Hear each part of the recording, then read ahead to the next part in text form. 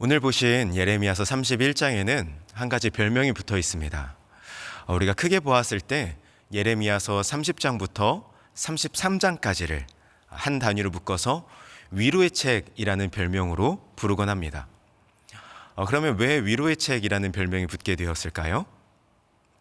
우리가 예레미야서를 지금 계속해서 묵상해 오시다 보면 주된 메시지가 심판과 경고의 메시지입니다. 자, 그런데 심판과 경고의 메시지가 주어지는 그 한복판에서 구원과 소망의 메시지를 집약적으로 담고 있는 그 부분이 바로 30장부터 33장까지의 말씀입니다.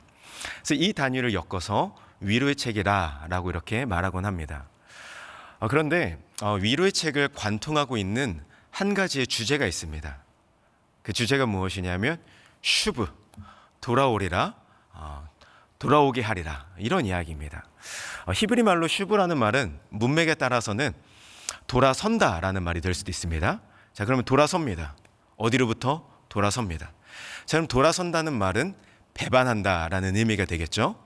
또 문맥에 따라서는 똑같은 단어, 이 슈브라는 단어가 돌아온다라는 말이 되기도 합니다. 돌아온다라는 말이 되었으면 그때는 회개한다, 회복된다, 이런 의미가 되겠죠. 그래서 우리 한번 성경을 보실까요? 예레미야서 30장 3절 말씀을 보겠습니다. 3절 말씀에 보시면 이렇게 되어 있습니다. 여호와의 말씀이니라. 보라, 내가 내 백성 이스라엘과 유다의 포로를 돌아오게 할 날이 오리니 내가 그들의 조상들에게 준 땅으로 돌아오게 할 것이니 그들이 그 땅을 차지하리라. 여호와께서 말씀하시니라. 자, 여기서 돌아가게 할 날, 또 돌아오게 할 것이니, 이 표현이 전부 다 슈브입니다. 자, 그러니까 30장이죠. 위로의 책 첫 부분부터 돌아오게 하신다라는 말씀으로 시작을 했던 겁니다. 자, 그러면 이 위로의 책이 어떻게 마무리되는지 33장 25절부터 26절을 함께 보시겠습니다. 제가 읽겠습니다. 여호와께서 이와 같이 말씀하시니라. 내가 주야와 맺은 언약이 없다든지 천지의 법칙을 내가 정하지 아니하였다면 야곱과 내 종 다윗의 자손을 버리고 다시는 다윗의 자손 중에서 아브라함과 이삭과 야곱의 자손을 다스릴 자를 택하지 아니하리라. 내가 그 포로된 자를 어떻게 한다고요? 돌아오게 하고 그를 불쌍히 여기리라. 자, 그래서 이 위로의 책은 첫 부분부터 돌아오게 하신다라는 약속으로 시작했고요. 마지막 장, 마지막 절도 돌아오게 하신다라는 약속으로 끝을 맺고 있습니다. 자, 그러니까 이렇게 하나님께서는 돌아오게 하신 하나님이라는 겁니다. 돌아오게 하신 하나님입니다. 자, 그런가 하면 하나님과 너무나도 대조적으로 이스라엘은 지속적으로 어떻게 묘사가 되냐면요, 예레미야서 전반에 걸쳐서 하나님을 돌아선 신부의 모습으로 묘사가 됩니다. 자, 우리 이 장면도 한번 성경을 통해 확인해 보실까요? 예레미야서 2장 31절입니다. 너희 이 세대여 여호와의 말을 들어보라. 내가 이스라엘에게 광야가 되었었느냐, 캄캄한 땅이 되었었느냐. 무슨 이유로 내 백성이 말하기를 우리는 노였으니 다시 주께로 가지 아니하겠다 하느냐. 자, 그러니까 예레미야서의 아주 첫 부분부터 이스라엘 백성들은 어떤 사람이었다는 겁니까? 돌아섰다는 거죠. 자, 근데 여기에 표현이 재밌습니다. 우리는 노였으니 라고 표현을 합니다. 우리는 노였으니. 여기서 노였다라고 했을 때 이 단어가 히브리어로는 누드라는 단어를 씁니다. 이 단어의 뜻은 자유롭게 돌아다닌다는 뜻입니다. 자, 그러니까 이스라엘 백성들이 하나님께 순종하는 삶을 어떻게 여겼다는 뜻인가요? 엄청나게 무거운 짐이고 속박이라고 여겼다는 거죠. 자, 그 대신에 하나님께 순종하는 삶은 너무 구속되는 삶이야, 너무 매인 삶이야. 나는 이제 자유롭게 이방신을 섬기고 싶어. 나는 이제 자유롭게 아수르와 애굽을 따라가고 싶어. 그렇게 하나님께 불순종하는 삶을 도리어 자유라고 여겼다는 겁니다. 자, 그런데 여러분 생각해 보시면 이것이 아주 처음부터 사탄의 전략이었습니다. 사탄이 창세기에서 하와를 유혹할 때 어떻게 미혹했습니까? 하나님께서 정말 이 동산의 모든 나무의 실과를 먹지 말라 하시더냐. 하나님 딱 한 가지 명령하셨죠. 모든 것을 먹어라. 다만 그 실과는 먹지 말라. 자, 그런데 사탄은 어떻게 왜곡시킵니까? 하나님의 명령은 너무 무거운 거야. 하나님께 순종하는 삶은 너무 자유가 없는 삶이야. 하나님이 정말 너에게서 모든 자유를 뺏어가시더냐? 그렇게 묻더라는 거예요. 하나님께 순종하는 삶을 무거운 짐처럼 여기게 만든다는 겁니다. 자, 지금도 이스라엘이 똑같은 그 꾀임에 빠져서 하나님부터 벗어나는 돌아서는 그런 장면이었습니다. 우리 계속해서 32절을 보시겠습니다. 32절을 보시면 처녀가 어찌 그의 폐물을 입겠느냐? 신부가 어찌 그의 예복을 입겠느냐? 오직 내 백성은 나를 잊었나니 그 날수는 셀 수 없거늘. 자, 그 상태를 가리켜서 하나님께서는 돌아선 신부의 모습으로 이렇게 묘사를 하신다는 거죠. 그런데 이 표현이 요즘식으로 말하면 이렇게 되는 겁니다. 신부가 어찌 그의 예복을 입겠느냐? 신부가 있어요. 결혼한 신부가 있습니다. 그런데 밤만 되면 자기의 그 결혼 반지를 빼두고 나는 자유다라고 외치면서 여기저기 밤마다 돌아다닌다는 겁니다. 지금 하나님께서 돌아선 이스라엘을 그렇게 묘사하고 계시다는 거죠. 자, 이처럼 이스라엘은 돌아선 백성이었습니다. 우리 한 말씀만 더 보실까요? 예레미야서 8장 5절입니다. 우리 이 말씀을 함께 읽겠습니다. 시작. 이 예루살렘 백성이 나를 항상 떠나 물러가면 어찌함이냐? 그들이 거짓을 고집하고 돌아오기를 거절하도다. 자, 여기서도 떠나가다, 또 돌아오기를 거절한다, 돌아오지 않는다. 이 동사들이 전부 슈브입니다. 그러니까 정리하면 이스라엘 백성들이 어떤 민족이라는 겁니까? 슈브한 민족이라는 거예요. 하나님을 돌아선 민족이라는 겁니다. 그래서 하나님께서는 이 이스라엘을 심판하실 수밖에 없었던 겁니다. 자, 그런가 하면 이제 이 이스라엘을 대하시는 하나님의 방법은 오늘 예레미야 31장에서 분명하게 이렇게 그려집니다. 돌아선 이스라엘을 돌이키시는 하나님, 다시 돌이키시는 하나님이라 오늘 말씀 우리에게 분명하게 이야기하고 있습니다. 자, 먼저 10절 말씀입니다. 10절 말씀을 보시면요, 이방들이여 너희는 여호와의 말씀을 듣고 먼 섬에 전파하여 이르라, 이렇게 되어 있습니다. 이방들이요. 자, 그러니까 지금부터 행하시는 하나님의 구원을 누구도 찬양한다는 뜻입니까? 이방들도 하나님의 행하시는 구원을 보고 그것을 인정하고 선포한다는 이야기를 담고 있는 겁니다. 이어서 11절 말씀을 보실까요? 여호와께서 야곱을 구원하시고 그들보다 강한 자의 손에서 속량하셨으니.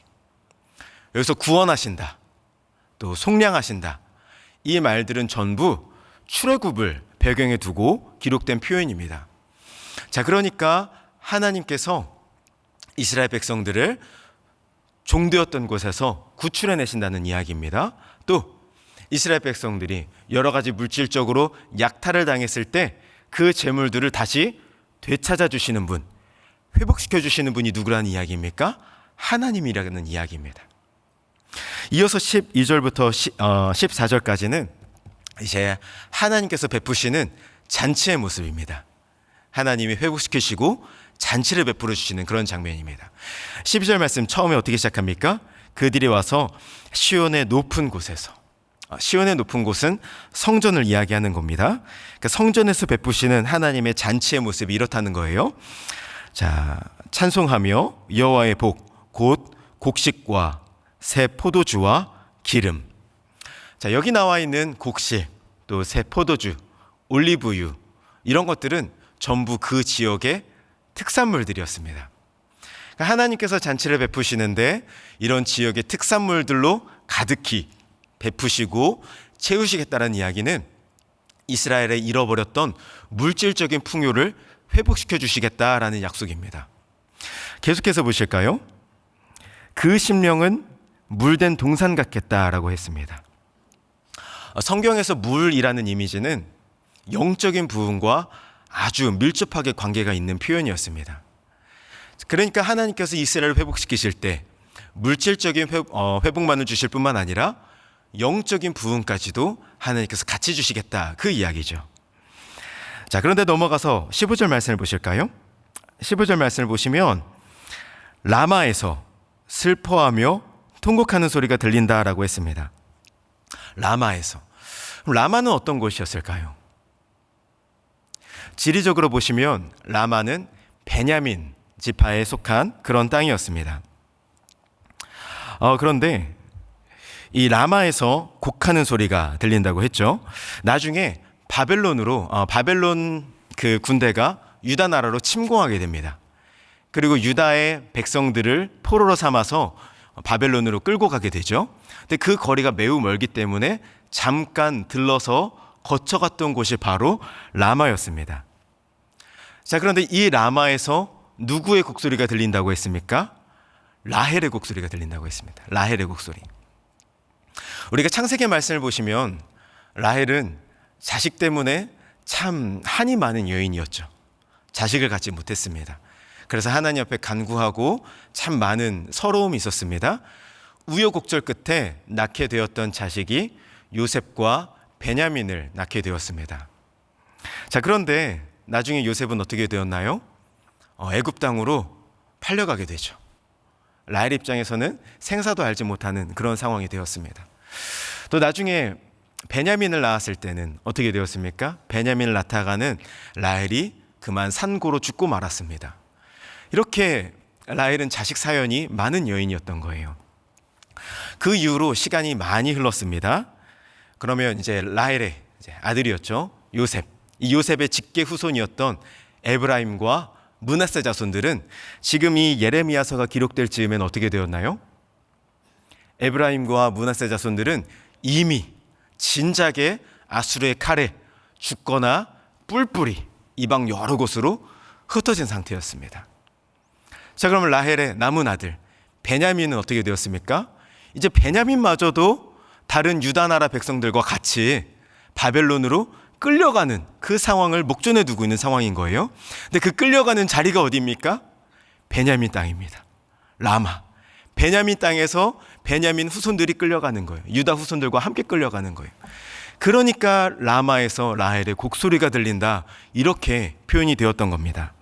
자, 그런데 이 라헬을 위로하시는 말씀이 16절과 17절입니다. 이때 하나님께서 위로하실 때도 16절에 그들이 그의 대적의 땅에서 돌아오리라. 하나님은 슈브로 위로하십니다. 돌아오리라. 또 17절에 위로하실 때도 너의 장래에 소망이 있을 것이라. 너의 자녀가 자기들의 지경으로 돌아오리라. 여기서도 하나님은 슈브로 위로하십니다. 자, 그러니까 하나님이 어떤 하나님이십니까? 돌아선 자들을 돌이키신 하나님. 자, 이어서 18절 말씀이 오늘의 아주 핵심되는 말씀입니다. 우리 18절 말씀은 함께 읽겠습니다. 시작. 에브라임이 스스로 탄식함을 내가 분명히 들었노니 주께서 나를 징벌하심에 멍에 익숙하지 못한 송아지 같은 내가 징벌을 받았나이다. 주는 나의 하나님 여호와이시니 나를 이끌어 돌이키소서. 그리하시면 내가 돌아오겠나이다. 아멘.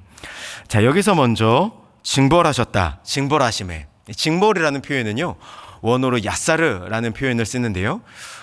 요즘식으로 번역을 하자면 훈육하셨다라는 말입니다. 훈육하셨다. 이것을 우리 당시의 배경 속에서 한번 생각해 보실까요? 먼저 북왕국 이스라엘이 멸망할 때 그들은 속으로 이렇게 생각했을 겁니다.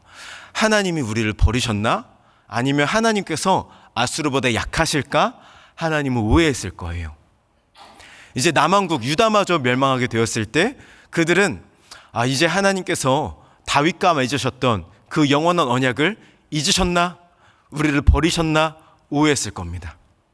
자, 그런데 그들이 다시 돌아오게 될 때에 무엇을 기억하게 된다는 겁니까?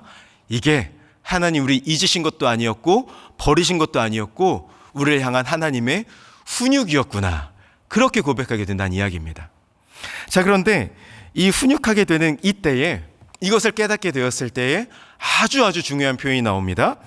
주는 나의 하나님 여호와이시니 나를 이끌어 돌이키소서. 나를 이끌어 돌이키소서라고 이야기합니다. 그리하시면 내가 돌아오겠나이다. 나를 이끌어 돌이키소서. 그리하시면 내가 돌아오겠나이다. 자, 그러니까 이 말씀은 이스라엘 백성들이 스스로 돌이킬 수 있다는 뜻입니까? 없다는 뜻입니까? 스스로 돌이킬 수 없다는 뜻이죠. 바로 이겁니다. 우리는 스스로 회개할 수 없습니다. 우리는 스스로 돌이킬 수조차 없는 그런 부패한 사람입니다. 그래서 이 동일한 말씀을, 이 동일한 이야기를 다윗은 시편 51편 10절에 이렇게 이야기합니다. 자막이 준비되었을까요? 네, 감사합니다. 하나님이여 내 속에 정한 마음을 창조하시고 내 안에 정직한 영을 새롭게 하소서. 정한 마음을 창조하시고. 여기서 이 창조라는 말이 빠라라는 단어를 쓰는데요. 태초에 하나님이 천지를 창조하시니라 라고 했을 때와 같은 단어입니다.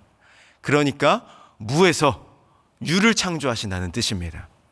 다윗의 마음에 무엇이 없었다는 겁니까? 정한 마음이 없었습니다. 그는 스스로 하나님께 돌이키고 뉘우칠 생각조차 하지 못했습니다. 나단 선지자를 통해서 정한 마음을 주지 않으셨더라면 그는 돌아설 수 없는 사람이었습니다. 그렇기 때문에 정한 마음을 창조하소서.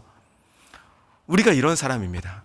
우리 안에 선한 것이 없기 때문에 오늘도 주님께서 주님, 저를 불쌍히 여겨주셔서 저에게 은혜를 베풀어 주세요. 제가 주님 앞에 다시 돌아가게 해주세요.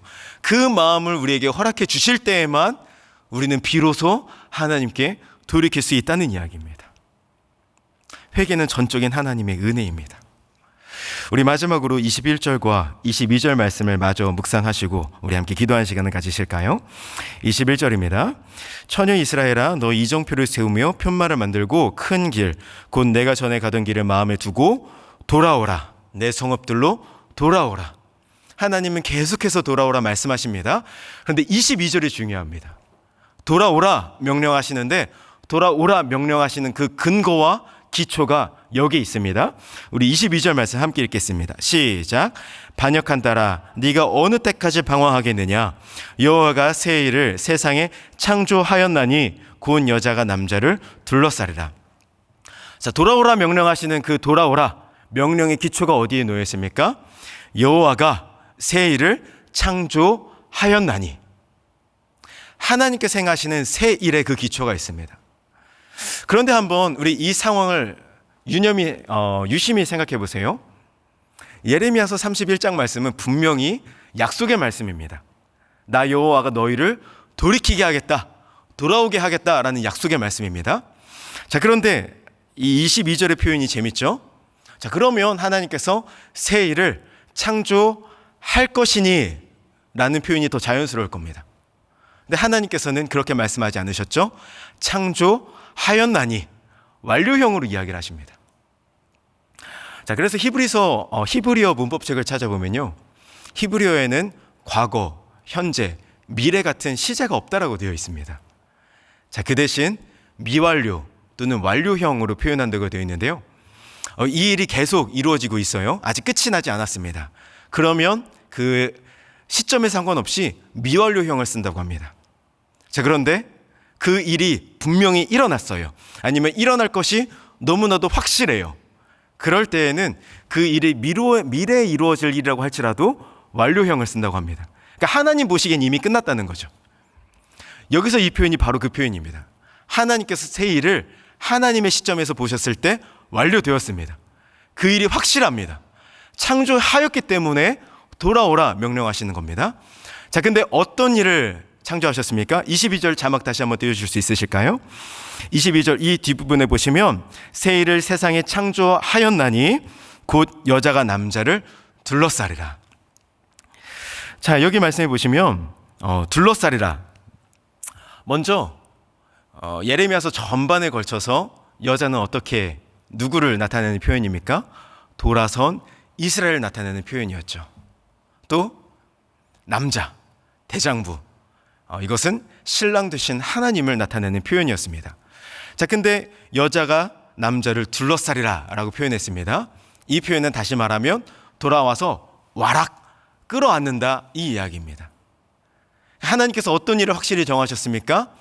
이스라엘, 너희가 지금은 나를 떠났을지라도 너희가 돌아와서 다시 나를 와락 끌어안을 것이, 다시 나를 뜨겁게 사랑할 것이 결정되었으니, 그 일이 이미 창조되었으니 믿고 돌아오라. 너희는 돌아오기만 하라. 하나님이 그렇게 이스라엘 백성들을 향해서 외치고 계신 것입니다. 우리도 때로는 이럴 때가 있죠. 신앙생활을 오래 하다 보면 그동안 해왔던 사역은 열심히 하고 있습니다. 여전히 분주하게 사역을 합니다. 또 여전히 분주하게 신앙생활을 하고 있습니다. 그런데 어쩐지 우리 마음의 한복판에는 하나님과 대면대면한 것 같은 마음이 있을 때가 있습니다. 열심히 일을 하다 보면 내가 다시 주님을 처음 만났을 때의 그 뜨거운 사랑을 다시 회복할 수 있을까? 그건 너무 그냥 풋내기 같은 사랑이었을까? 하지만 그때의 은혜가 그립다. 하나님을 처음 만났을 때 나에게 쏟아부으셨던 그 십자가의 은혜가 너무나도 그립다. 이 대면대면한 모습. 또 때로는 내가 날마다 주님 앞에 이렇게 죄를 많이 짓고 살아가는데, 주님은 날마다 실망시키며 살아가는데 다시 주님께 돌아올 수 있을까? 이렇게 머뭇머뭇하며 주저하는 우리에게 주님은 말씀하십니다. 예수 그리스도 안에서 너희가 나를 다시 뜨겁게 사랑할 것이 결정되었으니, 그 일이 이미 확정되었으니 믿고 돌아오기만 하라. 오늘 이 말씀을 기억하면서 하나님께 돌이키는 은혜를 구했으면 좋겠습니다. 하나님, 이 시간 우리의 마음이 주님께 돌이키기 원합니다.